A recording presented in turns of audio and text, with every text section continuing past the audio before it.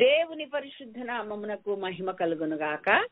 ప్రభు పేరిట కూడి వచ్చిన మీకందరికీ నా యొక్క నిండు వందనాలు తెలియజేస్తూ ఉన్నాను. క్రమముగా స్త్రీల గురించినటువంటి బైబిల్లో ఉన్న భక్తి కలిగిన స్త్రీలు, మరి వారందరి గురించి, వారి కుటుంబాల గురించి నేర్చుకోవడానికి దేవుడు మనకు కృప చూపించారు. ఇప్పుడు దాదాపుగా ఆది కాండము నుండి 2వ సమూయేలు గ్రంథం వరకు మనం పూర్తి చేయగలిగాము. మొదటి రాజుల గ్రంథాన్ని ఈ రోజున మనం ధ్యానం చేసుకున్నాం. మొదటి రాజుల గ్రంథములో మరి 17వ అధ్యాయములో మనకు ఒక స్త్రీ కనపడుతుంది. ఆమెను గురించి మనం నేర్చుకోవాల్సిన అవసరత ఎంతైనా ఉంది అని వాక్యం మనకు నేర్పిస్తూ ఉంది. మనందరికీ తెలుసు, మొదటి రాజుల గ్రంథం 17వ అధ్యాయం 1 నుండి 7 వచనాలు మనము చదువుకున్నట్లయితే, ఏలియా అంతటా గిలాదు కాపురస్తుల సంబంధియును తిష్బీయుడునైన ఏలియా ఆహాబు వద్దకు వచ్చి, ఎవని సన్నిధిని నేను నిలవబడి ఉన్నానో ఇశ్రాయేలు దేవుడైన యెహోవా జీవము తోడు నా మాట ప్రకారంగా గాక ఈ సంవత్సరములలో వంతైనను వర్షమైనను పడదని ప్రకటించాను. చాలా సార్లు సండే స్కూల్ అప్పటి నుండి కూడా చాలా క్రైస్తవ బిడ్డలందరూ నేర్చుకుంటున్నదే ఇది. మరి ఒకసారి ఇందులోని సత్యాలను మనం జాగ్రత్తగా ధ్యానం చేసుకుందాం. ఏలియా ప్రవక్తగా ఉన్న కాలములో ఆ రాజు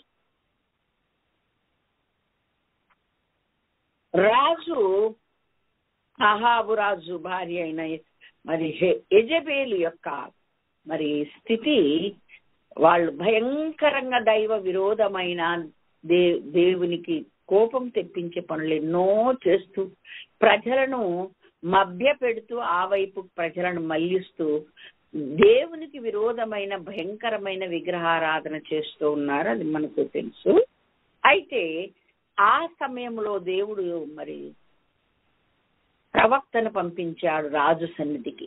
నేను ఎవరిని సన్నిధిని నిలబడి ఉన్నానో ఆ దేవుడు యెహోవా జీవం తోడు నేను చెప్తున్నాను, ఇది నా మాట కాదు, ఆయన పలుకుతున్నాడు, ఆయన చెప్తున్నాడు. దాదాపుగా ఈ సంవత్సరాలలో ఇక మంచైనను వర్షమైనను పడదు అని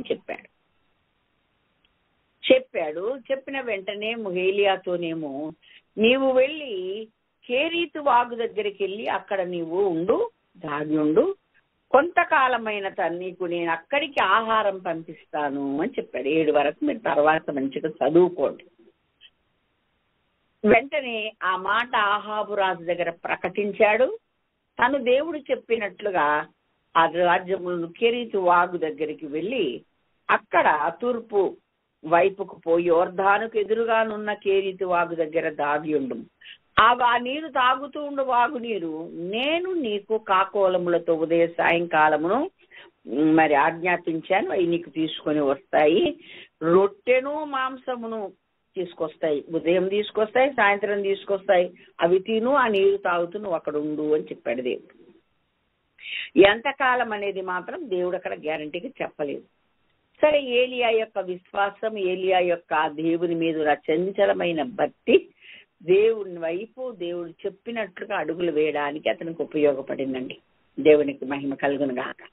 కొంతకాలమైన తర్వాత మనం ఏలియా గురించి ఎంత నేర్చుకున్నా తక్కువే అవుతుంది.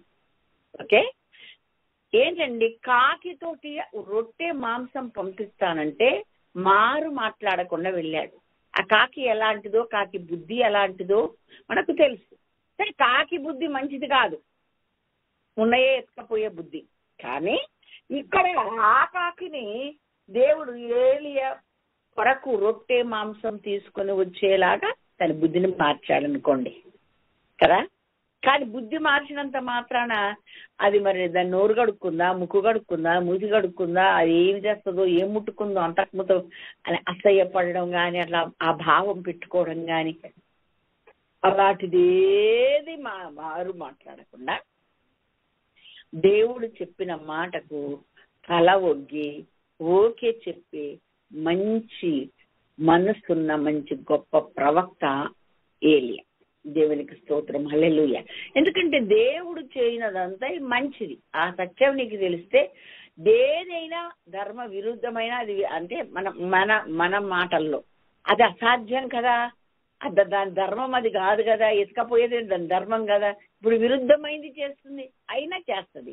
నువ్వు నమ్మాలి, నమ్మినట్లే దేవునికి ఓకే చెప్పి నువ్వు దాని కొరకు ఎదురు చూస్తూ ఉండాలి. ఆయన ఇంకొక ప్రయత్నం చేయలేదండి. అక్కడ కూర్చున్నాడు, రొట్టె మాంసం తీసుకుని వచ్చి కాకి కొరకే ఎదురు చూస్తూ ఉన్నాడు, ఆ వాగు నీరు తాగుతున్నాడు. ఆ 7వ వచనం అలా ఏమని రాయబడి ఉందంటే, కొంతకాలమైన తర్వాత ఆ నీరు, ఆ వాగులో నీరు ఎండిపోయిన తర్వాత వెంటనే మనలా దేవుడు ప్రత్యక్షమై, నీవు సీదోను పట్టణ సంబంధమైన సారేపతను ఊరికి పోయి అచ్చట ఉండుము, నిన్ను పోషించుటకు అచ్చటనున్న ఒక విధవరాలికి నేను సెలవిచ్చితిని. ఏమండి, ఇప్పటికే వర్షం లేదు, మంచు లేదు, పంటలు లేవు, ఆ యొక్క ఇజ్రాయెల్ దేశం మొత్తం కరువు తాండవిస్తుంది కదా. దేవుడే పలకమన్నాడు, పలికాడు, అంతే, ఎక్కడక్కడ ఆగిపోయింది. ఓకే, అయితే ఇక్కడేం చెప్తున్నాడు, నేను కాకోలములతో నీకు ఆహారం పంపిస్తాను, రొట్టె మాంసం, మరి బుద్ధిగా నీకు తీసుకొచ్చేస్తే నువ్వు బుద్ధిగా తిని ఆ నీరు తాక్కుంటూ అక్కడ ఉండు అన్నాడు. ఓకే అన్నాడు. ఆయన ఏమైనా చెయ్యగలడు అన్న నమ్మకం ఉంది కనుక ఓకే అయ్యాడు. అక్కడ కూర్చున్నాడు, నిజంగానే ఉదయం సాయంకాలం తెచ్చిచ్చింది ఆ నీరు తాగుతూ దేవుని స్తుతించుకుంటూ కాలక్షేపం చేస్తున్నాడు. అది ఎంతకాలము బైబిల్లో స్పష్టంగా రాయబడలే, కొంతకాలం అని. కొంతకాలము తర్వాత ఆ వాగు నీరంతా ఎండిపోయింది. వెంటనే దేవుడు మరలా ప్రత్యక్షమై, సారేపతను ఒక సీదోను పట్టణానికి నువ్వు వెళ్ళు, అక్కడ సారేపతను ఊరికి పో, అక్కడ ఉండు నువ్వు, నేను అక్కడ ఒక విధవరాలికి నిన్ను పోషించుటకు నేను ఆజ్ఞాపించాను అని చెప్తాడు. సరే, అక్కడ దేవుడు చెప్పినట్టే ఆ సారేపతను ఊరికి వెళ్ళాడు. వెళ్ళి గవిని వద్దకు రాగానే ఆ పట్టణంలో నుండి, ఆ ఊరిలో నుండి ఒక విధవరాలు కట్టెలు ఏరుచుండుట చూశాడు బయట, అక్కడ గవిని దగ్గర. ఆమెను పిలిచి, అమ్మా కొంచెం వాటర్ తీసుకొస్తావా నాకు అన్న. ఓకే అయ్యా అని ఇట్లా వెళ్ళబోయింది.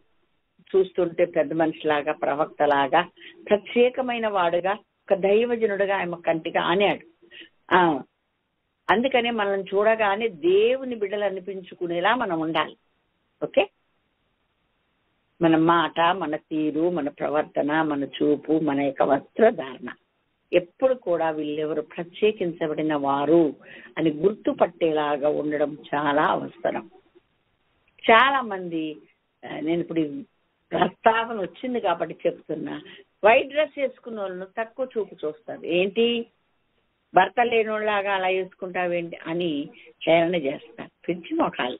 ఒక్క డ్రెస్సే ఉండదు భర్త లేని, ఇంకా చాలా తీసేస్తాను. ఇవన్నీ నువ్వు చూసానాలే, అయినా అందులో తప్పే ఉంది కదండి. కానీ అవివేకమైన, అజ్ఞానమైన మాటలు మాట్లాడతారు కొంతమంది. అట్లా కాకుండా మనము చూడగానే దైవత్వం ఉట్టిపడేలాగా మన అంతరంగము దేనితో నిండి ఉండేది, మన అపియరెన్స్ కూడా అలాగే కనపడుతుంది. కోపంగా ఉంటే కోపం కనపడుతుంది కదండి, తెలుసు కదా. సంతోషంగా ఉంటే సంతోషం ముఖం కనపడుతుంది. అలాగే దైవత్వంతో మన అంతరంగం నిండి ఉంటే, మనం నిలువెల్ల నిండి ఉంటే మన అపియరెన్స్ కూడా చాలా బాగా కనబడుతుంది. సరే, ఆమె ఏలియాని చూసింది, ఆయన నీళ్ళు అడగగానే ఎవరో గొప్ప దైవజనులలాగున్నాడే అనుకుంది. సరే, లోపలికి వెంటనే వెళ్ళి, సరే అయ్యా అని ఇట్లా వెనకకు తిరిగింది. ఆమె, అమ్మా మీరు ఒక రొట్టె చేసుకొని రండి ఆ నీళ్లతో పాటు అన్నాడు. అప్పుడు ఆమంటదయ్యా, యెహోవా జీవం తోడు నేను చెప్తున్నాను, ఇక నా దగ్గర ఏమీ లేదు, ఇంట్లో సరుకులన్నీ అయిపోయినాయి, ఇక మీకు తెలియని ఏముంది పరిస్థితి అన్నట్లుగా చెబుతూ, 2 రొట్టెలకు సరిపడ పిండి నా దగ్గర, పిండి ముద్దలు ఉన్నాయి, నా కుమారుడికి నాకు చెరొక అప్పం చేసుకుని తినేసి, నూనె కూడా ఆ కాస్తనే ఉంది, ఎందుకంటే వర్షము లేదు, మంచు లేదు, కరువు వచ్చింది, ఉన్నదంతా అయిపోయింది అన్నట్లుగా చెప్పాడనమాట. చెప్పింది ఆమె. ఇంకా నేను నా కుమారుడు ఈ రోజుకు తినేసి చచ్చిపోదాం అనుకుంటున్నామయ్యా, అంతకన్నా లేదు అన్నాడు. నేను దేవుని సాక్షిగా, దేవునితో నేను చెప్తున్నాను, అబద్ధం చెప్పటంటే, పర్వాలేదమ్మా నువ్వు వెళ్ళి ముందు నాకు ఒక అప్పము చేసుకుని తీసుకునిరా, తర్వాత నీకును నీ కుమారునికి అప్పములు చేసుకొనుము అన్నాడు. వా, ఆ మాటలు ఎంత అర్థం ఉందో, ఎంత ఒక శక్తి రిలీజ్ అయిందో ఆమెకు అర్థమైపోయింది. ఏంటి, నేను ఉన్నదే 2 రొట్టెలకు సరిపడ నూనె పిండి ఉందని చెప్పాను, ఫస్ట్ నాకు ఒకటి అప్పం తీసుకొచ్చి ఇయ్యమ్మా, తర్వాత నీవు నీ కుమారుడును మరి అప్పములు చేసుకొనుము అని చెప్తూ ఇంకా ఏమన్నాడు, భూమి మీద యెహోవా వర్షం కురిపించు వరకు ఆ తొట్టిలో ఉన్న పిండి అయిపోదు, నూనె అయిపోదమ్మా, నీకేం పర్వాలేదు, నువ్వు వెళ్ళన్నాడు. యెహోవా సెలవిస్తున్నాడని. అసలు ఆమె, నేను అనుకుంటా, అప్పములు చేసుకొని అంటేనే ఆమెకు దెబ్బకు బుర్ర గిర్రం తిరిగిపోయింది. అంత స్పష్టంగా నేను 2 రొట్టెలకే ఉన్నాయంటే ఆ ఒక్క రొట్టె చేసుకొని సరితగం తినండి, మరి ఏం చేద్దాం, నేను వచ్చాను, నాకు వెటరా మీరు అని పిచ్చి మాటలు మాట్లాడాలి. మీరు సేవకులం వచ్చాము, ఏం పెడతారు అన్న సేవకులు ఉన్నారు. వాళ్ళు యాజకులు కాదు, యాజకులు, అడుక్కునే రకాలు. అటువంటి దేవుని బిడ్డలు ఎవరు ఎప్పుడు చేయకూడదు. దేవునికి స్తోత్రం, హల్లెలూయా. దేవుడే వారి అవసరతను తీరుస్తాడు, లేదా వేరొకరితో మాట్లాడి వాళ్ళ అవసరాలు తీరుస్తాడు తప్ప ఎవరి మీద కూడా వాళ్ళ అవసరాలు చెప్పుకోవడం, ఎవరి దగ్గర కూడా, ఎవరి ఎదుట కూడా చెప్పుకోవడం నిజమైన దేవుని సేవకుల యాజకుల లక్షణం కానే కాదు. కాబట్టి ప్రభు చెప్పాడు, ఆమె దగ్గరికి వెళ్ళమన్నాడు. ఆయన చెప్పినట్లుగా ఆమెను పోషించుటకు నేను ఆమెను నియమించానని చెప్పాడు కనుక, అమ్మ ఒక రొట్టె తీసుకురా అని చెప్పాడు. ఎందుకని? ఆమెకే లేదు, ఆమెకే 2 రొట్టెలు ఉన్నాయి, ఆమె పిల్లోడు, ఆమె ఇద్దరు బతకాలి, ఆ ఇంటికి ఈయనను ఎందుకు పంపించాడు? మరి ఇట్లా దేవుడికి తెలియదా అని ఎవరైనా అనిపిస్తుంది. నేనంటాను, చూడండి, నాకు ఒక మాట గుర్తొస్తుంది. ఏమంటే కీర్తన 33:18-19 మనము చదువుకున్నట్లయితే దేవుని కార్యాలు ఎంత గొప్పవో, దేవుని కార్యాలు ఎంత అద్భుతమైన ఆశ్చర్యకరమైనవో మనకు అర్థమవుతుంది. నేను చదువుతున్నా 33:18-19. వారి ప్రాణమును మరణము నుండి తప్పించుటకును, కరువులో వారిని సజీవులనుగా కాపాడుటకును, యెహోవా దృష్టి ఆయన యందు భయభక్తులు గల వారి మీదను, ఆయన కృప కొరకు కనిపెట్టుకుని వారి మీదను ఉండును. అదే నిలుచుచున్నది. దేవునికి మహిమ కలుగును గాక. ఈమె యెహోవా యందు భయము భక్తి కలిగిన స్త్రీ కనుక ఈమె కొరకు, ఈమెను పోషించుట కొరకు ఏలియాను పంపాడు. మీరు నమ్మండి, ఒకసారి ఏ పరిస్థితిలో దైవజనులు మన ఇంటికి వచ్చారంటే, మనకున్న దాంట్లో హృదయపూర్వకముగా దైవజనులకు కొంచెం ఏదైనా మనం ఇచ్చితే అది మన మేలుకే. దేవుడు మన భక్తిని, మన అవసరతలను, మన యొక్క మరి పరిస్థితులను చూసి మనల్ని ఆశీర్వదించటకే వాళ్ళను మన దగ్గరికి పంపాడు. నీ బుద్ధి తెలిస్తే దేవుడు సమృద్ధి అయిన దీవెనలతో ఆయన మనల్ని నింపుతాడని ఈ సారేపత్తని విధవరాల దగ్గర తెలుస్తుంది. ఇంకొక మాట కూడా ఉంటది, నీతిమంతులు, మరి నేను పిల్లవాడనైనప్పుడు పెద్దవాడని దాకా అయ్యాను గాని, మరి దేవుని బిడలు మరి భిక్షం ఎత్తుటయు వాళ్ళ పిల్లలు అడుక్కుంటే నేను ఎప్పుడు ఎక్కడ చూడలేదని మరి దావీదు అంటాడు. దేవునికి స్తోత్రం, హల్లెలూయా. ఎందుకంటే ఆయన యందు భక్తి గల వారికి ఏ మేలు కొదవ ఉండదు అని దేవుని వాక్యం ద్వారా మనము నేర్చుకుంటున్నాం. దేవునికి స్తోత్రం, హల్లెలూయా. దేవుని బిడలైన వారు, మరి ఆయన బిడలైన వారు భిక్షమెత్తుటయు, నీతిమంతుల పిల్లలు మరి కరువులో మరి చనిపోటయు, కష్టపడటయు నేను చూడలేదు అన్నాడు. ఎందుకని? నీతిమంతులు ఎప్పుడు ఆకలి కొననివ్వడు అన్నాడు బైబిల్లో. ఈమె చాలా భక్తి కలిగిన స్త్రీ గనక, ఈ భక్తి కలిగిన స్త్రీ యొక్క ఆర్థిక పరిస్థితి, ఇంట్లో ఉన్న పరిస్థితి, బయట ఉన్న కరువు అన్ని ఆయనకు తెలుసు కనుక ఈమెను ఏ విధంగానైనా మరలా భూమి మీద వర్షం కురిపించి మరలా పంటలు పండి సమృద్ధి అయ్యే వరకు ఈమెను పోషించాలి అని నిర్ణయించుకున్న దేవుడు అలాగే తన సేవకుడైన ఏలియాను అక్కడ పంపించి ఒక అద్భుతమైనటువంటి విశ్వాసంతో కూడిన దేవుని నామమున ఒక మాట పలికేలాగా అక్కడికి పంపించాడు.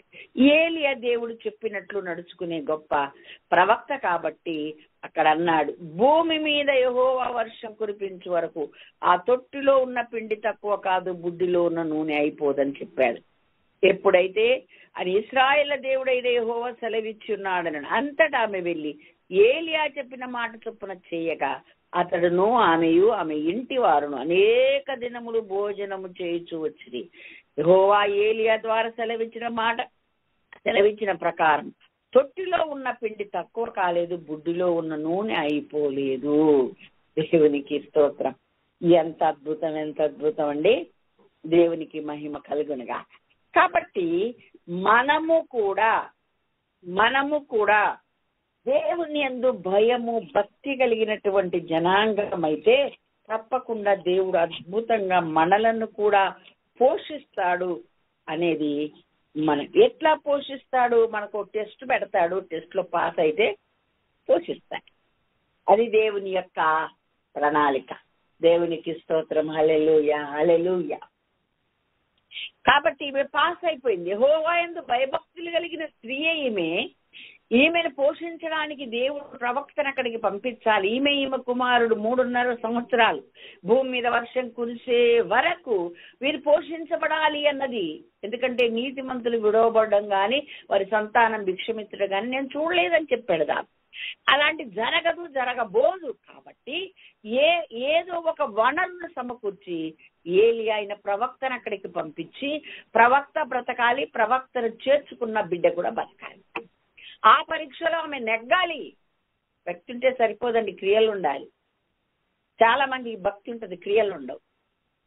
దేవుడు అంటే నాకు చాలా ఇష్టం అంటారు, కానీ దేవుడికి ఏమి ఇవ్వరు, ఎవరిని చేర్చుకోరు. బైబిల్ చెప్తున్నది. ఈమైతే సారేపతను విధవరాలు మాత్రం మా ప్రవక్త మాటను ఎప్పుడైతే నమ్మి వెంటనే ఆయన చెప్పినట్టుగా వెళ్ళి ముందు ఆయనకు అప్పం తీసుకుని వచ్చింది. ఇంటికెళ్ళి చూస్తే మళ్ళా ఇద్దరికి సరిపడా పిండి ఉంది, చేసుకొని తిన్నారు. మళ్ళీ చూస్తే ముగ్గురికి సరిపడా ఉంది. ఇలా పూటకు నూనె అయిపోవట్లే. భూమి మీద దేవుడు వర్షం కురిపించేసే వరకు ఒక అద్భుతమును దేవుడు ఆమె గృహములో జరిగించాడు. ఆ భయభక్తులు కలిగిన స్త్రీని దేవుడు అద్భుతంగా తన కుటుంబాన్ని పోషించాడు. దేవునికి మహిమ కలుగునగాక. కొన్ని రోజులకు వాళ్ళ కుమారుడు రోగి అయి చనిపోయాడు. ఆయన ఉన్న పై అంతస్తు గదిలోకి ఆమె పోయి, అయ్యా ఆ మంచం మీద పరుండబెట్టి, ఏంటయ్యా ఇలా చేశావు, నా పాపాన్ని నా జ్ఞాపకం చేయడానికి వచ్చావా, నా బిడ్డ నువ్వు రానేలా, నా బిడ్డ చావనేలా, ఇదేంటి సంగతి అన్నది. కొంతమంది అంతేనండి, ఒక అద్భుతాన్ని చూస్తారు అప్పుడే అమ్మో అంటారు, కొంచెం కష్టం రాగానే ఇదేంటి దేవుడు ఇలా చేశాడు అంటారు. ఈమెం అతీతురాలు కాకుండా పోయింది. వెంటనే అంటుంది, అయ్యో నా కొడుకుని చంపడానికి వచ్చావా, నువ్వు ఏంటయ్యా అన్నది. అయ్యో అని వెంటనే తన చేతిలోకి ఆ పిల్లోని తీసుకుని ఆకాశం వైపు కన్నులెత్తి దేవుని సన్నిధిలో ప్రార్థించాడు. ఏలియా ప్రార్థింపగా ఆ ఏలియా చేసిన ప్రార్థన ఆలకించాడు. చిన్నవానికి ప్రాణం మరలా రానిచ్చినప్పుడు వాడు బ్రతికెను. 22వ వచనం నేను చదువుతాను. అప్పుడంటది ఆ స్త్రీ ఏలియాతో, నీవు దైవజనుడవై ఉన్నావనియో నీవు పలుకుతున్న యెహోవా మాట నిజమని ఇందుచేత నేను ఎరుగుదునను. ఏమండి, పిలిచి ఎదుగు అమ్మని కొడుకు బతికాడని ఇస్తే ఎత్తుకొని అప్పుడు ఆ మాట అంటుంది. ఇప్పుడు 3.5 సంవత్సరంలో పోషించబడితే రోజు రోజుకు తొట్టిలో ఉన్న పిండి అధికమవుతుంటే, నూనె అధికమవుతుంటే, ఈయన గొప్ప ప్రవక్త, ఈయన నా ఇంటికి వచ్చాడు, దేవుడు నా కోసం ఒక అద్భుతమైన ద్వారం తెరిచాడు. అప్పుడు అనిపించలేదు ఆమెకు, వీడు సచ్చి బతికితే అప్పుడు అనిపించింది. కొంతమందికి చిన్న చిన్న కార్యాలు కృతజ్ఞత కలిగి ఉండడానికి అవి పనికి రావు. చిన్నదేమి పెద్దదేమి ఏదైనా, అసలు నేనంటాను ఉదయకాలం లేచి ప్రభును స్తుతించి అంతకన్నా పెద్ద కృతజ్ఞత స్తుతులు చెల్లించడం కారణం మరొకటి అవసరం లేదు. ఆయన లేకపోతే నువ్వు లేయవు.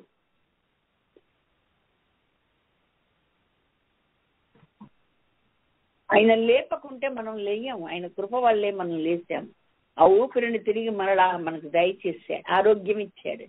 మంచంలో పడుకున్న మనం ఉదయకాలం లేచి ప్రభును స్తుతించి ఆ మెలకువను ఆయన ఇచ్చాడంటే అదంతా ఆయన కృపే. నేనంట న్యూ ఇయర్ కు మీరు సంబరపడి పండుగలు చేసుకుని సంతోషపడతారేమో, కానీ నా మట్టుకు నేను ప్రతి ఉదయ కాలం నా జీవితంలో ఒక నూతన దినమే. ఆ దినం నాకు ఇచ్చినందుకు వందనాలు అని చెప్తాను. అందుకే యోబు గ్రంథములు అంటాడు, మనము నిన్నటి వారమే, రేపటి వారం కాదు. రేపేమి సంభవించునో మనకు తెలియదు. దేవుడు మనకిచ్చినటువంటి ఈ నూతన దినమును బట్టి, ఆయుష్ కాలమును బట్టి బర్త్డే స్తుతించడం కాదండి, ప్రతి ఉదయం స్తుతించడం దేవుని భయము భక్తి కలిగిన బిడల యొక్క లక్షణం అని నేను ఘంటాపథంగా చెప్పగలను. ఆమెకు తొట్టిలో పిండి అధికమై బుడ్డిలో నూనె అధికమైతే ఆమెకి ఏం అనిపించలేదండి. కొడుకు చచ్చి బతికితే అద్భుతం చేశారండి అందరు. ఒక్కొక్క అద్భుతం జనానికి ఆనదు, జనానికి అర్థం కాదు, కానీ ఎవడన్నా చచ్చి బతికితే అప్పుడు అర్థమైంది.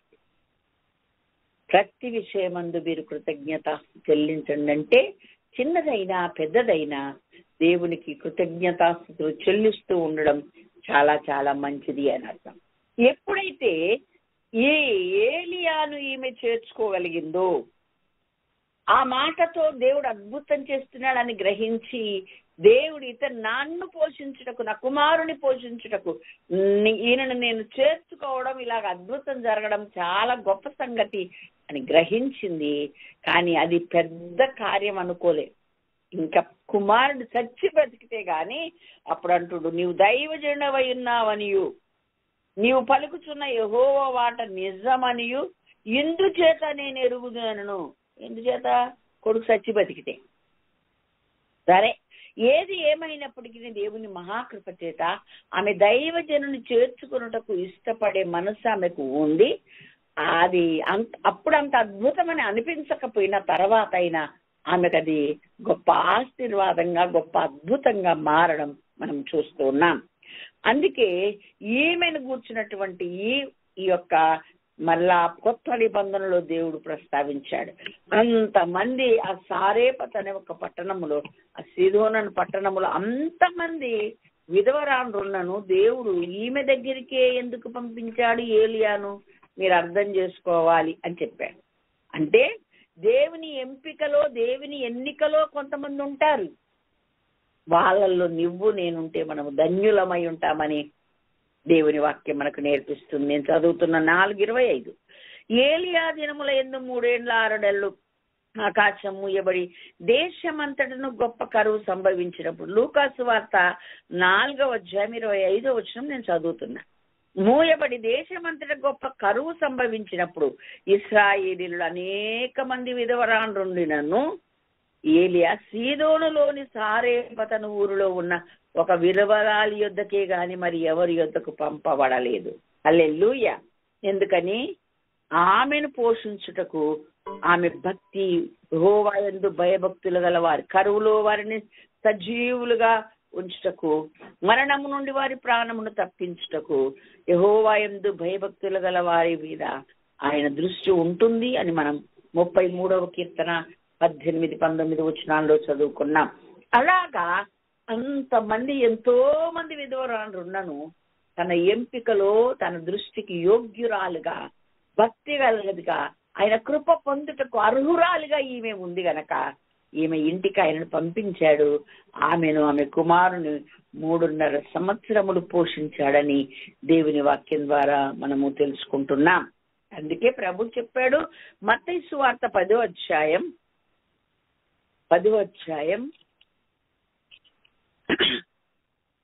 40 నుండి 42 వరకు మనము చదివితే, మిమ్మును చేర్చుకుని వాడు నన్ను చేర్చుకును, నన్ను చేర్చుకుని వాడు నన్ను పంపిన వాడిని చేర్చుకును, ప్రవక్తను చేర్చుకుని వాడు ప్రవక్త ఫలము పొందును, నీతిమంతుని చేర్చుకుని వాడు నీతిమంతుని ఫలము పొందును, మరియు శిష్యుడని ఎవడు ఈ చిన్న వారిలో ఒకరికి గిన్నెడు చండ్ల నీళ్లు మాత్రం త్రాగనిచ్చును వాడు తన ఫలము పోగొట్టుకొనడని నిశ్చయంగా మీతో చెప్పుచున్నాను. చూసారా? దేవుని పేరన ఎవరినైనా చేర్చుకుంటే తప్పకుండా దేవుణ్ణి చేర్చుకున్నట్లే. నీతిమంతుడని ప్రవక్త అని ఎవరిని చేర్చుకుంటే వాళ్ళ ఫలం ఆ నీతిమంతుని ఆ ప్రవక్త ఫలమును పొందుతారు. ఎవరిని చిన్నవారిలో ఒకరిని చేర్చుకొని గిన్నెడు చల్లనీళ్ళు ఇస్తే ఆ ఫలమును మీరు పొందకుండా ఉండరు, పోగొట్టుకొనరు అని చెప్పాడు దేవుడు. దేవునికి స్తోత్రం. ఆ తాతల దగ్గర నుండి అయితే దేవుడు మాకు ఇచ్చినటువంటి ధన్యకరమైనది ఇది. అది సేవకులు కానివ్వండి, లేని వారు కానివ్వండి, దీనులు అవ్వనివ్వండి, నిస్సహాయులు అనివ్వండి, విధవరాలనివ్వండి అని ఇప్పటికి ఎన్ని వేల వందల మందిని చేర్చుకొని వారి కష్టాల్లో ఆదరించడానికి దేవుడు మాకు మా వంశాన్ని మా తాతల దగ్గర నుండి కృప చూపాడు. ఆ ఫలం నిజంగా మేము పోగొట్టుకోం. దేవుడు తప్పకుండా భూమి మీద ఉంటుంది, పరలోకమందు ఉంటుంది. దేవునికి మనది మనమే తింటే గొప్ప కాదండి. మన దేవుడి పేరిట కొంతమందికి పెడితే దాని వలన మనకు ఆశీర్వాదం వస్తుందని, దేవుని మహిమ కొరకు వాడితే, సేవ కొరకు వాడితే దాని వలన దేవుని మరి ఫలము మనం పోగొట్టుకోమని బైబిల్ మనకు నేర్పిస్తున్న పాఠం. మనము తప్పకుండా అది కొంతమంది అసలు వాళ్ళేదనరు గబు మహాలు. ఎవడు పక్కోడికి అంటారు కదా, కాకికి ఇంగిల్ చేతితో కాకి ఇంకొట్టరు అని. ఎందుకంటే 2 మెతుకులు పడితే కాకి ఎక్కడ తింటుంది అని అంత తప్పిస్తున్నారు వాళ్ళు ఉంటారు. కాబట్టి దేవుడు చెప్తున్నాడు, ఈమె చేర్చుకుంది సంతోషంగా. సరే, ఆ మాటలో ఉన్న భావాన్ని గ్రహించినదై చేర్చుకుంది. ఆమె కుమారుడు పోషించబడ్డారు, ప్రవక్త కూడా పోషించబడ్డాడు. ఆమె చేర్చుకున్న ఆ ఫలమును ఆమె పొందుకుంది. ఇంకా ఎంత ఫలం అంటే చూడండి, ప్రవక్త ఫలం అంటే సచ్చినోడు బతికా. దేవునికి మహిమ కలుగును గాక. హల్లెలూయా. కాబట్టి దేవుని వాక్యం ఎంత సత్యమో మనం అర్థం చేసుకోవాలి. ఆ ఊరిలో, ఆ సిదోను పట్టణంలో, సారేపత్ అనే గ్రామంలో ఆమె ఒక్కటే ఉందా? ఎంతో మంది విధవరాలు. కానీ ఇక్కడికి ఎందుకు పంపాడని మళ్ళీ కొత్త నిబంధనలో యేసుక్రీస్తు వారు మెన్షన్ చేశారంటే ఆమె దేవుని యందు ఎంత భయము భక్తి కలిగి బ్రతుకుతున్నదో మనకు అర్థమవుతుంది.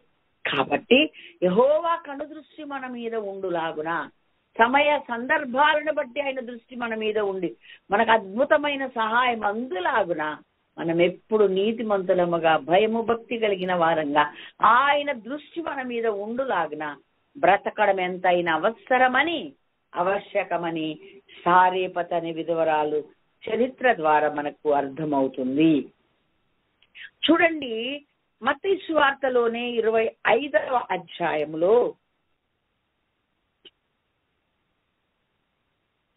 ఇక్కడ దేవుడు, మీరు దయచేసి 31 నుండి 46 వరకు మీరు చదువుకున్నట్లయితే ఇప్పుడు ఒక పెద్ద ఉపమానం ఇక్కడ దేవుడు చెప్పాడు. అది ఏంటి అంటే నేను చదువుతాను, 34 చదువుతాను. 33 నుంచి, తన కుడి వైపున గొర్రెలను ఎడం వైపున మేకలు నిలవబెట్టును. అప్పుడు రాజు తన కుడి వైపున ఉన్న వారిని చూచి, నా తండ్రి చేత ఆశీర్వదించబడిన వారలారా, రండి, లోకం పుట్టిన మొదలుకొని మీ కొరకు సిద్ధపరచబడిన రాజ్యం స్వతంత్రించుకునుడి. నేను ఆకలి కొంటిని, మీరు నాకు భోజనం పెట్టితిరి. దప్పిగొంటిని, నాకు దాహం ఇచ్చితిరి. పరదేశినయుంటి, నన్ను చేర్చుకుంటురి. దిగంబరినయుంటి, నాకు బట్టలు ఇచ్చితిరి. రోగినయుంటి, నన్ను చూడవచ్చితిరి. చెరసాలలో ఉంటిని, నా యొద్దకు వచ్చితిరని చెప్పును. అలాగే అప్పుడు ఆయన ఎడం వైపు ఉండు వారి 41వ వచనం చూచి, శపింపబడిన వారులారా, నన్ను విడిచి అపవాదికి వాని దూతలకు సిద్ధపరచబడ నిత్యాగ్నిలోనికి పోండి. నేను ఆకలి కొంటే మీరు నాకు భోజనం పెట్టలే, దప్పిగొంటిని మీరు నాకు దాహం ఇవ్వలే, పరదేశినంటే మీరు నన్ను చేర్చుకోలేదు, ఏది చేయలేదని వీళ్ళని అన్నాడు. అన్ని చేశారని కుడి వైపున ఉన్న వాళ్ళని అన్నారు. వాళ్ళు ఆశ్చర్యపడి, మేమెప్పుడు చేశామయ్యా అంటే అక్కడ అంటారు, మిక్కిలి అల్పులైన ఈ నా సహోదరులలో ఒకనికి మీరు చేసి గనక నాకు చేసినట్లే అని చెప్పండి. దేవునికి స్తోత్రం. హల్లెలూయా. ఆ ఎంత పెద్ద లిస్టు దేవుడు చెప్పాడో ఆ లిస్ట్ అంతా కూడా భూమి మీద విశ్వాసులమని, దేవుని బిడలమని, ఆయన అంగీకరించిన వారమని, ఆయన చేత ఎరగబడిన వారంగా మేము బ్రతుకుతున్నామని ధైర్యంగా ఎవరు చెప్పగలుగుతున్నారు? వాళ్ళు అవన్నీ చెయ్యాలి. మాటలు చెప్తే కుదరదు. దేవుని రాజ్యం మాటలతో కాదు శక్తితో ఉన్నది అని 1 కొరింథీ పత్రిక 4వ అధ్యాయం 20వ వచనంలో రాయబడి ఉంది. మాటలు చెప్తే దేవుని రాజ్యంలో చేరండి. కబూర్లకి ఏం పనికిరావు. ఓకే, తెలంగాణలో ఒక సామెత, ఆంధ్ర అనుకుంటా, ఆంధ్రలో ఉంది, ఏచేదేమో అరచేతులు అంటారు, నాకు ఇచ్చేదేమో మోసేదాకంట. అంటే చూసే వాళ్ళకి ఏమనిపిస్తుంది, ఆ చెయ్యి ఆ గుప్పిల్ నిండా పోసేసింది అనుకుంటా తేనె, లేకుంటే ఏదైనా అమృతం, అందుకే అది పొర్లిపోతుంటే ఇక్కడ దాకా నాకేస్తుంది అనుకుంటా. ఉతిదే చేయరీళ్ళు. మాటలు తేటలు మా ఇంట్లో, మాపడి భోజనం మీ ఇంట్లో అనే ఒక రకంగా ఉంటారు. దేవుని బిడ్డలు అలా ఉండకూడదు. ఈ విధవరాలైన భక్తి కలిగిన సారేపతి విధవరాలు కొంచెం సంకోచించింది, కానీ ప్రవక్త చెప్పిన మాట, ఆ పలికిన పలుకులోనే ఉన్న గూఢార్థమును గ్రహించింది. నేను ఎంత స్పష్టంగా 2 రొట్టెలే ఉన్నాయని చెప్తే మీరు అప్ప 3 చేసుకోమని ఇలా అనగలిగాడు అంటే ఈయన మాటలో ఏదో శక్తి ఉంది. ఈయన ప్రవక్త మామూలు అయిన కాదు. నేను చేస్తానని పూనుకుంది. నిజంగా తను తన కుమారుడు 3.5 సంవత్సరములు ఏలియాతో పాటు పోషించబడ్డా. దేవుడు మరి ఎట్లనైనా ఏలియాను మరి అక్కడ కొంతకాలము కాకులతో పోషించిన దేవుడు అంతకాలం పోషించలేడా? పోషించగలడు, ఏమైనా చేయగలడు ఆయన. కానీ ఇక్కడ దేవుడు ఈమె కొరకే ఏలియాని ఇక్కడికి పంపించినట్లుగా మళ్ళా లూకా సువార్తలో దేవుడు మెన్షన్ చేసినప్పుడు మనం గ్రహిస్తూ ఉన్నాం. మన కోసం మనం దేవుని యందు భయము భక్తి కలిగి ఉంటే చాలు, మన కొరకు ఆయన ఏమైనా చేయగలడు. ఏ విధంగానైనా మన అవసరాలు తీర్చగలడు, ఏ విధంగానైనా మన అక్కరలు ఎన్నో సార్లు అన్నోన్ పర్సన్స్ మా అకౌంట్ లో డబ్బులు వేసిన సాక్ష్యాలు బోలెడు ఉన్నాయి. దేవునికి మహిమ కలిగిన గాక. నల్గొండ కొత్తలో వచ్చాం మేము. వచ్చిన కొత్తలోనే మరి ఒక 2-3 చేర్చుకున్నాం. అప్పుడు మాకే టికాన్ లేదు. అయినా మేమిద్దరం చేర్చుకొని వాళ్ళు ఏదో బతుకు తెరువు కోసం వచ్చారు, వాళ్ళ బతకనీయమని వాళ్ళకి మేము చేసేవన్నీ చేస్తున్నాం. ఇంతలో ఫ్లాట్ తీసుకోవడం, ఇంత లోపల ఇల్లు కట్టుకోవడం, కొత్త ఇల్లు, కిరాయి ఇంట్లో ఎక్కువ ఉండే అలవాటు లేదు కాబట్టి త్వర కట్టుకుందామని కట్టుకోవడం మొదలు పెట్టాము. తీరా బాబుకి ఎప్పుడు వాళ్ళ డాడీకి ఏమో ఇక్కడ ఉండడానికి వీలు లేదు కనుక తను అక్కడ ఏలూరులోనే ఉన్నారు. పెద్ద మాటిన బాబు ఏమో ఇల్లు కట్టుకోవడం, కట్టించడం, ఇదంటి ఎంత గుణాలు ఏమో కొంచెం అవగాహన లేదు కనుక ఇక కొంచెం అనుకున్న దానికంటే డబ్బు ఎక్కువైపోయింది. తీరా స్లాబ్ వేసినప్పుడు స్లాబ్ దిగగానే వేసి దిగేటప్పటికి వాళ్ళకి డబ్బు చేతికి క్యాష్ ఇవ్వాలి. తీరా చూస్తే తన అకౌంట్ లో ఉన్న డబ్బులన్నీ అయిపోయినాయి. నాకు మాత్రమే చెప్పాడు, అయ్యో నాన్నగారికి చెప్పలే బాధపడతారని. ఆ రోజు స్లాబ్ వేయాలి, స్లాబ్ దిగగానే వాళ్ళకి డబ్బులు ఇవ్వాలి. సరే బాబు నాకు చెప్పి అమ్మ ప్రార్థన చేయన్నాడు. ఆ రాత్రి చేసాము, ఉదయకాలం తెల్లవారుజాములు చేసాము. ఏం కబురు వచ్చింది అని అంటే, అయ్యా రేపు రావట్లేదు అయ్యా, ఏదో పని ఉంది మాకు అని చెప్పారు. ఓకే అన్నా. నెక్స్ట్ డేనే వస్తామని చెప్పారు. అలాగే దినమంతా ప్రార్థన చేసి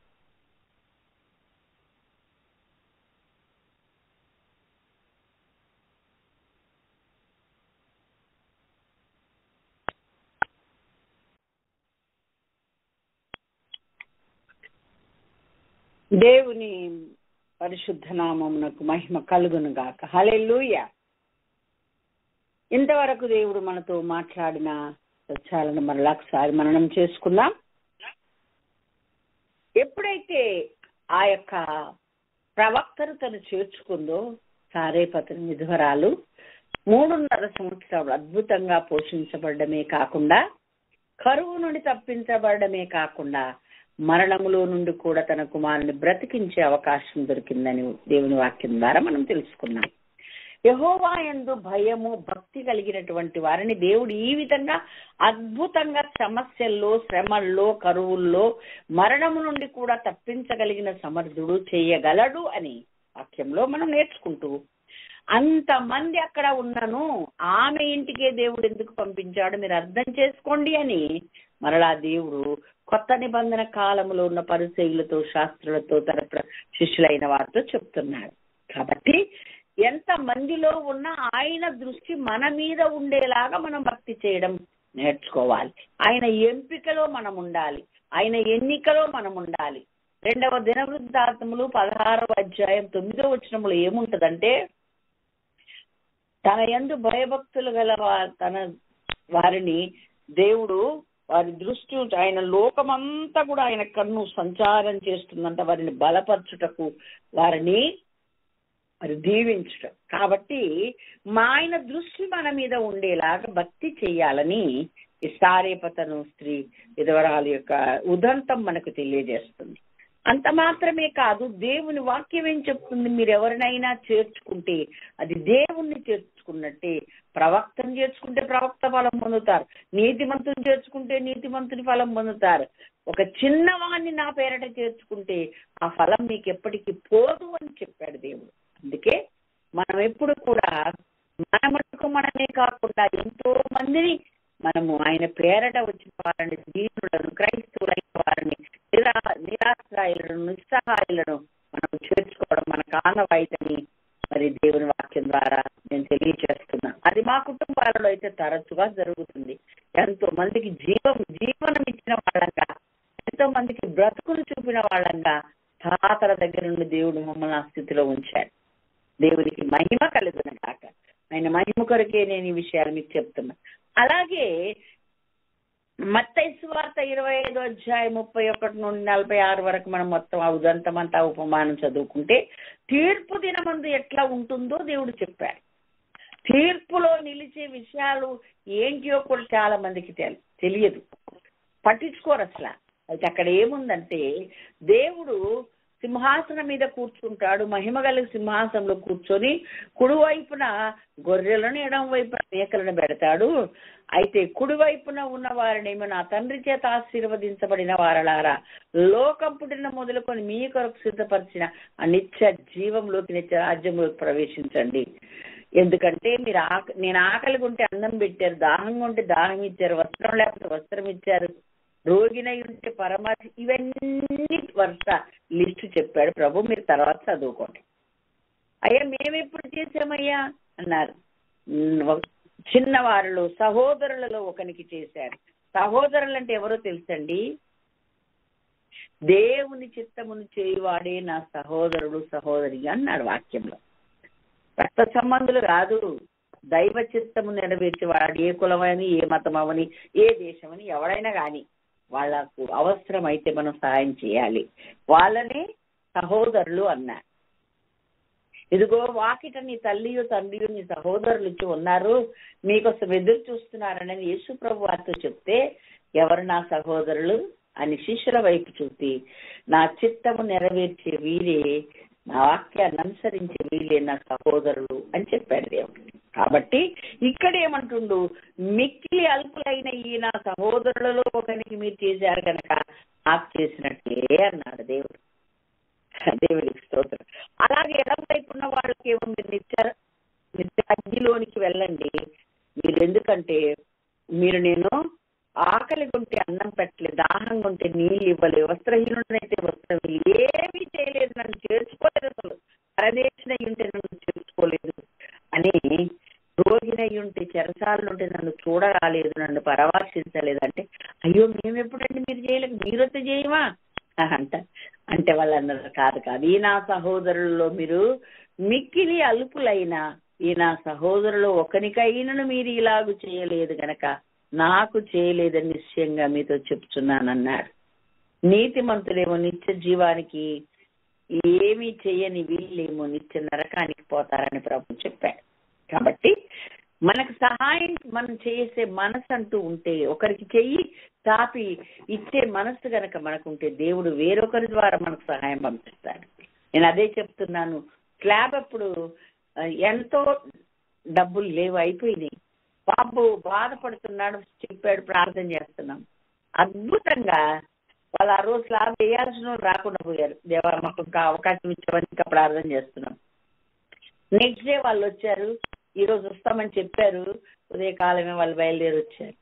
బాబు పొద్దున్నే ప్రార్థన అయిపోయిన తర్వాత తన ల్యాప్టాప్ చెక్ చేసుకుంటుంటే ఎంత కావాలంత డబ్బులు అకౌంట్ లో పడ్డాయి. ఎవరు అన్నౌన్ పర్సన్, ఎవరో ఏంటో మాకేం తెలియదు. ఇలాంటి సహాయాలు ఎన్నో ఎన్నో ఎన్నో చేశారు. ఆయన నామం పేరు మీద ఎక్కడ నార్త్ పిల్లలందరినీ చేర్చుకొని వేరొక వారిని చేర్చుకొని ఎవరు నిస్సహాయత వాళ్ళని చేసుకొని ఎయిడ్ పేషెంట్ అని లేదు, టీవీ పేషెంట్ అని లేదు, ఏ పేషెంట్ దేవుని పేర చేర్చుకొని వారికి సపర్యలు చేస్తూ వారికి తగిన సహాయం అందిస్తూ ఉండగా వేరొక చోట నుండి దేవుడు అద్భుతంగా సహాయం పంపిస్తాడు. అది వ్రాతలో ఇక్కడ బైబిల్లో రాసింది అక్షరాల నిజమని మా జీవితంలో దేవుడు ఎన్నో చేశాడు. అందుకు దేవునికి మహిమ కలుగునగాక. దేవునికి స్తోత్రం, హల్లెలూయా. ఇప్పుడు ఆస్ట్రేలియాలో, కెనడాలో, యూకేలో ఈ అపోస్తులకి బోధన అనుసరించే వాళ్ళు చాలా మంది ఉన్నారు. వాళ్ళందరూ అంటుంటారు, అయ్యా మేము అక్కడ కూడా వాక్యం వింటూ మేము ఈ బోధలో నడుస్తున్నాం, మేము కూడా మీ బోధన అనుసరించి తప్పకుండా ఉన్నది ఉన్నట్టుగా మేము చేస్తున్నాం. ఎవరైనా వస్తే మాకు చెప్పండి, అక్కడి నుంచి మేము వాళ్ళని ఆదరిస్తాం, చేర్చుకుంటాం, మా దగ్గర ఉంచుకుంటామని జబిబాబుకు వాళ్ళు ఫోన్లు చేస్తుంటారంట. దేవునికి స్తోత్రం, హల్లెలూయా.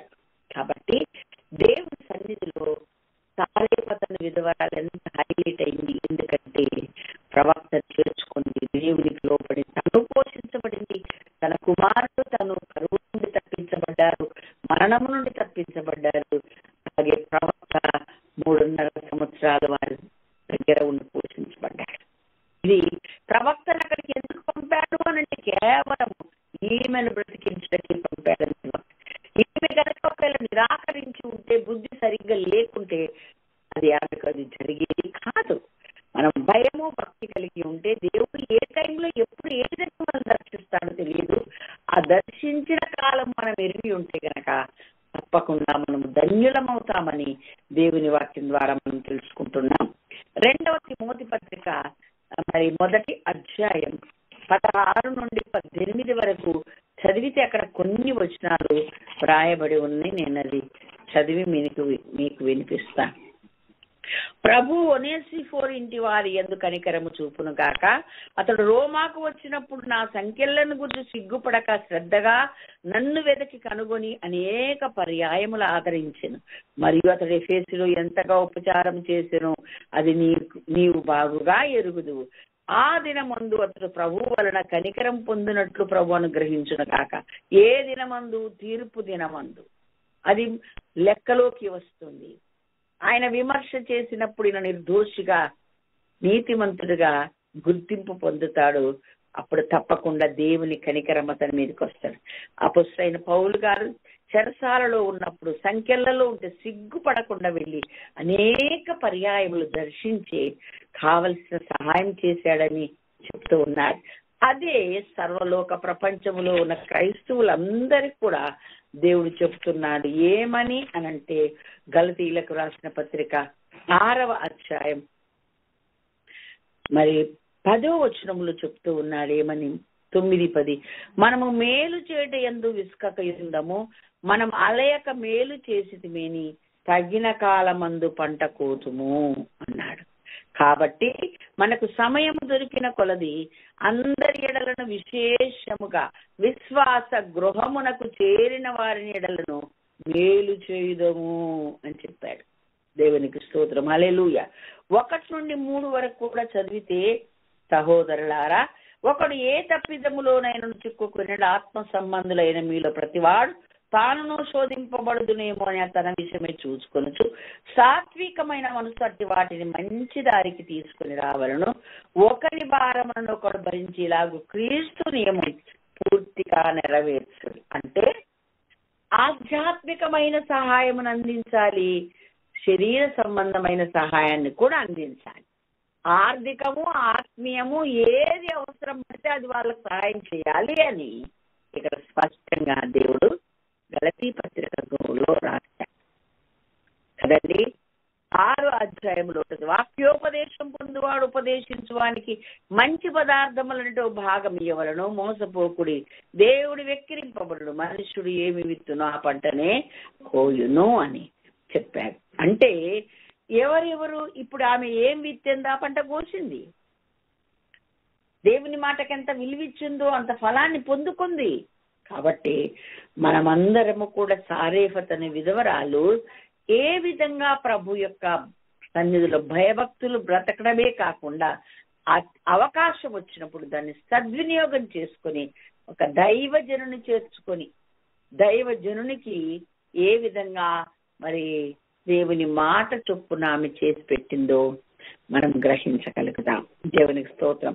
ఎప్పుడైతే ఆ ఊరికి ఆ యొక్క దేశంలో మరలా వర్షం కురిసే వరకు వాళ్ళు 3.5 సంవత్సరాలు పోషించబడినట్లుగా దేవుని వాక్యం ద్వారా మనం నేర్చుకుంటున్నాం. అక్కడ మళ్ళీ నేను ఒకసారి ఆ మాట చదువుతాను, మీరు వినండి. ఇశ్రాయేలు దేవుడైన యెహోవా సెలవిచ్చి ఉన్నాడు ఏమని, భూమి మీద యెహోవా వర్షం కురిపించే వరకు ఆ తొట్టిలో ఉన్న పిండి తక్కువ కాదు, బుడ్డిలో నూనె అయిపోదని ఇశ్రాయేలు దేవుడైన యెహోవా సెలవిచ్చున్నాడనను. అంతటా ఆమె వెళ్ళి ఏలియా చెప్పిన మాట చొప్పున చేయగా అతడును ఆమెయు ఆమె ఇంటి వారును అనేక దినములు భోజనము చేయించు వచ్చిరి. యెహోవా ఏలియా ద్వారా సెలవిచ్చిన ప్రకారం తొట్టిలో ఉన్న పిండి తక్కువ కాలేదు, బుడ్డిలో ఉన్న నూనె అయిపోలేదు. దేవునికి మహిమ కలుగును కాక. కాబట్టి కరువులో పోషించబడ్డకును మరణము నుండి తప్పించుటకును ఆయన దృష్టి ఆయన యందు భయభక్తులు గల వారి మీద ఉంది కనుక మనము కూడా ఈ కార్యాలు అది మన ఎదురుపడ్డప్పుడు, మన దృష్టికి వచ్చినప్పుడు, మనకు తెలిసినప్పుడు, ఆ యొక్క నీడ్స్ ఎవరున్నారో వాళ్ళు మనకు అర్థమైనప్పుడు మన వంతుగా మనం చేయగలిగితే నిజంగా మనం అందరం ధన్యులమవుతాం. మనం దేవుని వాక్యం నెరవేర్చిన వారం అవుతాం.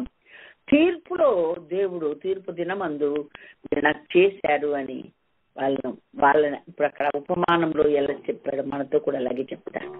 మనం ఒకవేళ మర్చిపోయిన దేవా మేము చేయలేదు, ఎప్పుడు చేశామండి అని మనం అడిగితే నాకు చేశారు, సహోదరునికి చేశారు కనుక నాకు చేసినట్లే అని చెప్తాడు. దేవుని స్తోత్రం. హల్లెలూయా.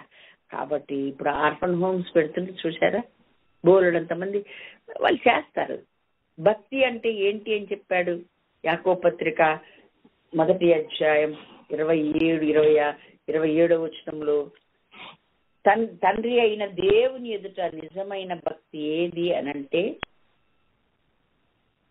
విధవరాండ్రను, తల్లిదండ్రులు లేని వారిని, ఇబ్బందుల్లో ఉన్న వారిని చేర్చుకొని వారి యొక్క ఇబ్బందుల్లో వారిని పరామర్శించుటే నిజమైన భక్తి అన్నాడు కదా. తండ్రి అయిన దేవుని ఎదుట పవిత్రమును నిష్కలంకమునైన భక్తి ఏదనగా దిక్కులేని పిల్లలను విధవరాండ్రను వారి ఇబ్బందుల్లో పరామర్శించుటయు ఇహలోక మాలిన్యం తన కంటకుండా తన్ను తాను కాపాడుకునుటయే. నేను చెప్తూ ఉంటాను చాలా సార్లు, ఈ పై భక్తి మరి దిక్కులేని వాళ్ళకు విధవరాండ్రకు సహాయం చేసేది అన్యులు కూడా చేస్తున్నారు. స్వచ్ఛంద సంస్థలు ఎన్నో చేస్తున్నాయి, ఎంతో మంది చేస్తున్నారు. కానీ వాళ్ళకి రానిదేంటి, మనం చేసేది ఏంటంటే ఇహలోక మాలిన్యం అంటకుండా మనలను మనం కాపాడుకోవడం. ఇది రాళ్ళు మంచి భోజనాలు పెట్టండి రా, బిర్యానీ పెట్టండి రా, అనాథాశ్రమం తీసుకెళ్ళి అని ఒక రాజకీయ నాయకుడు అనగలడేమో కానీ తప్పు చేయకుండా, మోసం చేయకుండా, తాగకుండా, పిచ్చి మాటలు మాట్లాడకుండా ఉండలేడు. అది చేస్తాడు, ఇది చేస్తాడు. అలాగే స్వచ్ఛంద సంస్థలు ఉన్న వాళ్ళు ఎంతో మంది చేయగా మనకి తెలుసు సంగతి. కానీ దేవుడు మనకు చెప్పిన షరతు ఏంటంటే భక్తిని నిరూపించుకోవాలంటే మరి దిక్కులేని పిల్లలను, విధవరాండ్రను ఇబ్బందుల్లో పరామర్శించాలి. ఇహలోక మాలిన్యం అంటకుండా మనల్ని మనం కాపాడుకోవాలి. ఇవి రెండు కూడా మీరు చేస్తే తప్పకుండా భక్తి రుజువు అవుతుంది. ఆ భక్తి గల వారిని దేవుడు దృష్టి ఉంచుతాడు. తీర్పులోకి రారు. తీర్పు ఎదుట దేవుడు నాకు చేశారు కాబట్టి మీరు నిత్యరాజ్యములోకి వెళ్ళండి అంటాడు. ఎప్పుడు చేశామయ్యా అంటే భూమి మీద ఉన్న ఈయన అల్పులైన నా సహోదరులకు మీరు చేశారు గనక నాకు చేసినట్టే అని ప్రభు మనల్ని మెచ్చుకుంటాడంట. ఆ మెప్పిక మనం పొందుకుందాం, అలా ఘనతను పొందుకుందాం. సారేపతను ఒక స్త్రీ పొందిన ఆ ఘనత మనందరికీ వచ్చినట్లుగా మనలను మనం ఆ అవకాశం కొరకు మనం ఎదురు చూద్దాం. అవకాశం వస్తే జార విడుచుకోకుండా మనము మరి దాన్ని సద్వినియోగం చేసుకున్నాం. ఒక చిన్న నాటకం వేశారు ఒకసారి. ఏంటిదంటే ఏసఐకి భోజనం పెట్టాలని ఎదురు చూస్తూ ఏసఐ ఎప్పుడు వస్తా చూస్తున్నట్ట. ఎంతమంది దీనులు, బలహీనులు, రోగులు వచ్చి అమ్మా కొంచెం పెట్టమ్మంటే పోమ్మా ఏసఐ కోసం తయారు చేస్తే నువ్వు వచ్చేవేంటి అని అందరు నిలగొట్టాను. ఎంతసేపు అయినా రాలేదు. మోకరించి ప్రార్థన చేస్తున్నది, యేసయ్యా ఈ రోజు నా ఇంటికి భోజనానికి వస్తావని నేను ఎన్ని పదార్థాలు సిద్ధం చేస్తే ఏంటయ్యా రాలేదంటే, గుడ్డాయనలాగా వచ్చాను, కుంటాయనలాగా వచ్చాను, ముసలామలాగా వచ్చాను, ఇంతమంది వచ్చాను కదా ఎప్పుడో అన్నా. అందరిని తిట్టి పంపించేసావు నువ్వు. వాళ్ళు వస్తే వాళ్ళంటే బైబిల్లో ఉన్నది కదా, ఉన్న వాళ్ళకి చేస్తే నాకు చేసినట్టే అని చెప్పాను కదా. ఆమెకు అది అర్థం కాలే. కొంతమందికి అయితే వాక్యం ఉన్నది కూడా తెలియదు. ఇలాంటి అవివేకమైన అజ్ఞానమైన పరిస్థితి మనం ఎవరు ఉండకుండా సారేపతన స్త్రీని ఆమె భక్తిని బట్టి దేవుడు ఆమెను పోషించటకు అక్కడికి పంపాడని 33 కీర్తన 18-19 వచ్చిన మనకు నేర్పిస్తున్నాయి. ఎప్పుడైతే దైవ జనుని యొక్క మాటలో ఉన్న ఆ యొక్క శక్తిని గమనించిందో, లేదని చెప్పిన మూలు చేసుకోమన్నాడు ఏంటని ఆ యొక్క దాని మాటను విన్నది, నిజంగా అద్భుతంగా పోషించబడింది. మనం కూడా మన అవసరాలు తీర్చబడినట్లు, అద్భుతంగా దేవుడు మనకు సమయోచిత సహాయం అందించినట్లు మనం కూడా ఆ స్థితిలో సేవకులు గాని, దిక్కులోనులు గాని, సహోదరులు గాని ఎవరైనా సరే వారి వారి ఇబ్బందుల్లో వారిని పరామర్శించి తగిన రీతిగా సహాయం చేసి తీర్పు దినమందు వెరీ గుడ్ అనిపించుకుందాం. భూమి మీద కూడా ఆ ఫలాన్ని పొందుకుందాం. అట్టి కృప దేవుడు మనందరికీ అనుగ్రహించును గాక. దేవుడి మాటలను దీవించును గాక. ఆమేన్. హల్లెలూయా.